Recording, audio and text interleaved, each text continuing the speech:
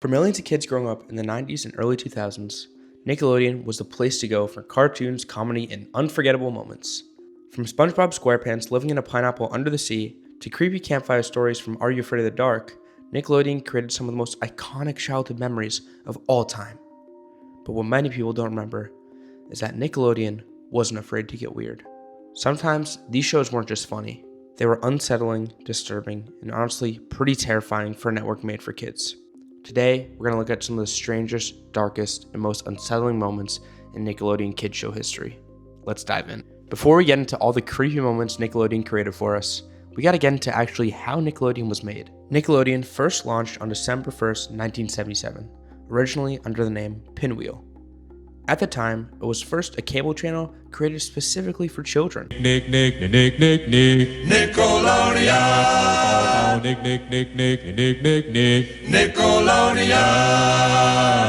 The network officially became Nickelodeon in 1979, and over the next few decades, it would become one of the biggest entertainment boards in the world. During the 1990s, many fans would consider Nickelodeon entering its golden era. Shows like Rugrats, Hey Arnold, Rocko's Modern Life, The Adventures of Pete and Feet, and Are You Afraid of the Dark pushed limits of what children's television truly could be, and sometimes they pushed the limits too far.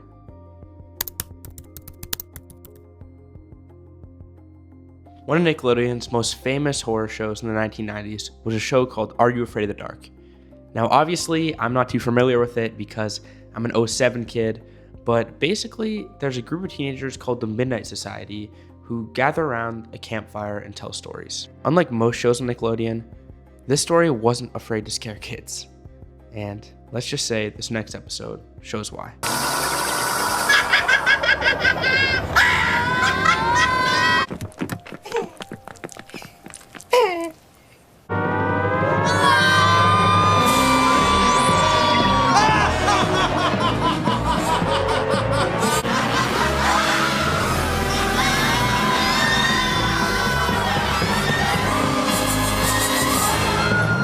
This is no laughing matter, young man!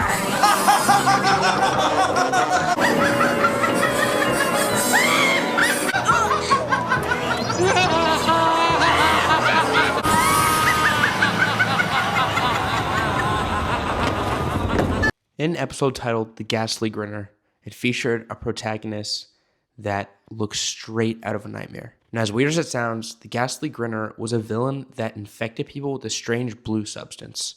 Today we're going to call it the blue goo, because after doing research, that's what a lot of people call it.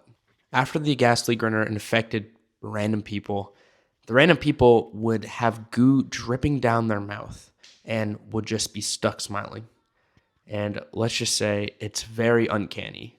Now, obviously for adults, this episode isn't that scary, but you have to put yourself in kids' shoes, right? Imagine you're 8 years old, you're about to go to school, and it's 7 a.m. You're eating some Cheerios or Cinnamon Toast Crunch, and you see blue goop with a smile like that come out of someone's mouth, and the Ghastly Grinner, who's also a pretty creepy character, just on your screen. You'd obviously be terrified and wouldn't know what to do. You'd probably go to your mom and dad. Obviously, this show was in the 1990s, so I couldn't experience this, but I had similar experiences, which we'll talk about later. But yeah, this is just one unsettling moment in Are You Afraid of the Dark? But there's another episode in Are You Afraid of the Dark that's also kind of weird. Another episode that traumatized an entire Nickelodeon generation was an episode that involves Zeebo the Clown. Zeebo the Clown ended up being one of the most infamous Nickelodeon villains of all time. In the episode titled The Tale of Laughing in the Dark, the story follows a kid who steals a clown nose from an abandoned carnival attraction, which already sounds creepy. The problem? The clown spirit comes back looking for revenge. While clowns are already creepy to many people, Zeebo became terrifying because of how realistic he felt. His slow movements, disturbing smile, and eerie carnival setting created an atmosphere that felt more like a horror movie rather than a children's program. For many kids watching late at night or early in the morning, Zeebo became one of the first true horror villains they ever experienced. Now, my theory is that they took a lot of inspiration from Pennywise with this clown. That's probably an obvious theory, but then again, I wasn't around for Are You Afraid of the Dark? But yeah, another very creepy moment in Are You Afraid of the Dark? But now, let's move on to our next show.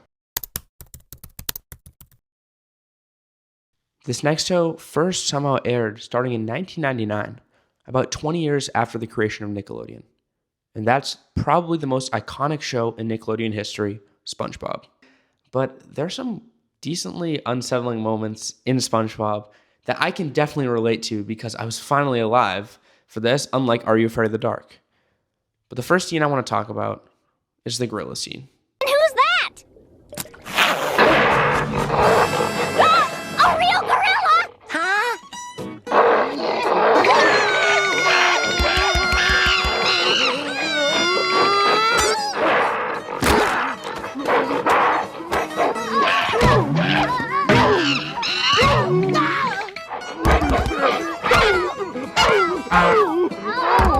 In this episode, SpongeBob and Patrick encounter someone that appears to be dressed in a gorilla costume. The reason why this first becomes weird is because this is the sea, and obviously gorillas can't survive in the sea, but we have to give them credit because this is a kid's show and nothing's real.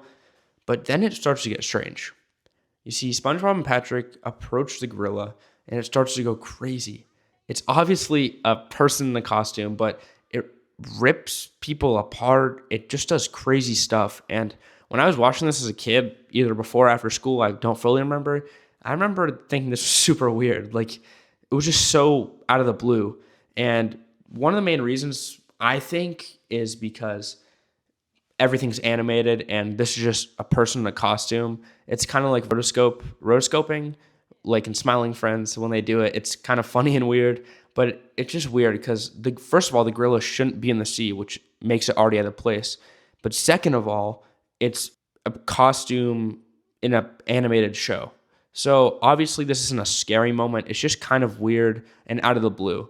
And this is a moment that I'll always remember when watching Nickelodeon. While shows like SpongeBob and Rugrats were clearly cartoons, The Adventures of Pete and Pete was something completely different. The show premiered in 1992 and followed two brothers living in a strange town of Wellsville. On the surface, it was a comedy, but underneath, the entire show had a strange, dreamlike feeling. The world of Pete and Pete felt almost unreal.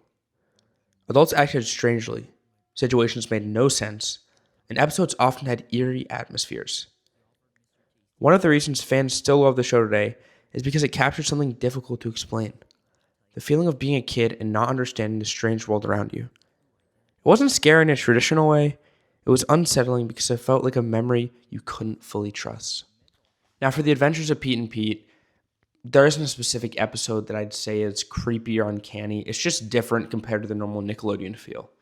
Then again, with Pete and Pete, I'm much less uneducated and I had to do a lot of research because I was born in 2007, meaning I'm 18, and I'm sorry, man, I don't know what to tell you. I mean, I wasn't alive for that. But from research, I just saw it's just a weirder show compared to all the other Nickelodeon shows. There wasn't a specific episode that was too uncanny. If you find one in the comments, let me know, and I could edit the video and put it in, re-upload. I could do whatever. But yeah. Now, this next show has a goofy premise, but the plot of this next episode is super weird. Invader of Zim was one of Nickelodeon's weirdest shows. It followed an alien trying to conquer the world by being disguised as a kid. But one episode was much darker than expected. An episode called Dark Harvest. Stolen organs! I've been working out.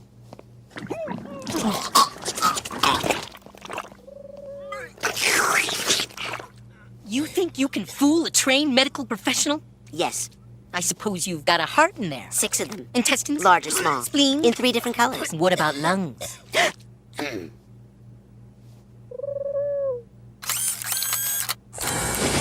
You won't find lungs on my watch, Zim!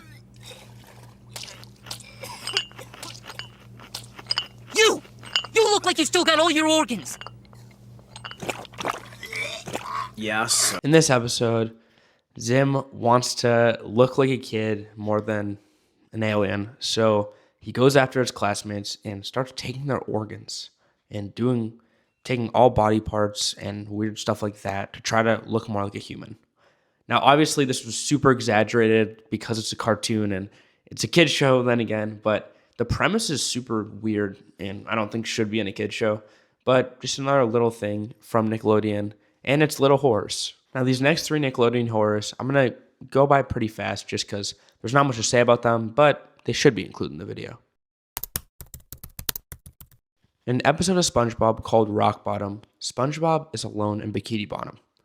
Now, this episode isn't creepy or like a horror, but it is kind of sad, and I don't know if it should have been a kid's show because no one understands SpongeBob, and he's basically alone in this whole world.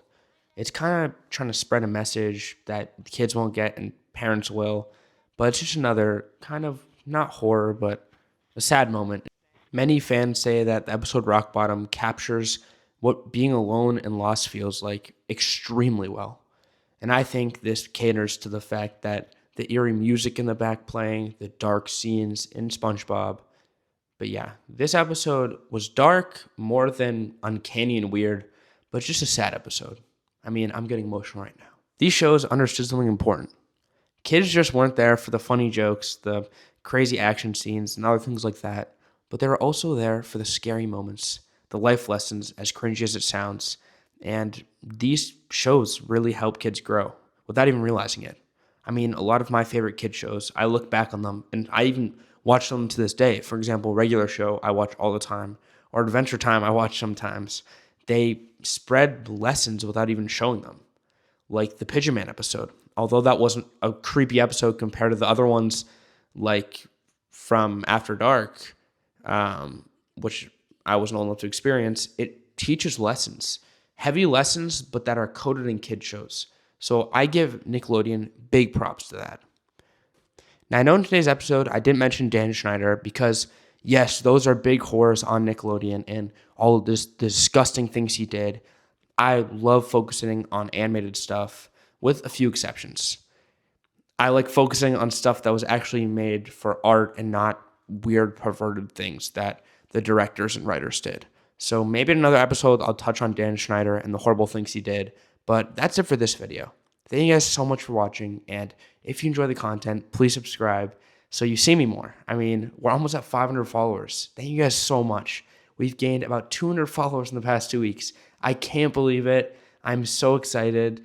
Yeah, thank you guys so much. But anyway, see you guys in the next one. Let me know if you have any video requests. And now I'll stop yapping. Peace.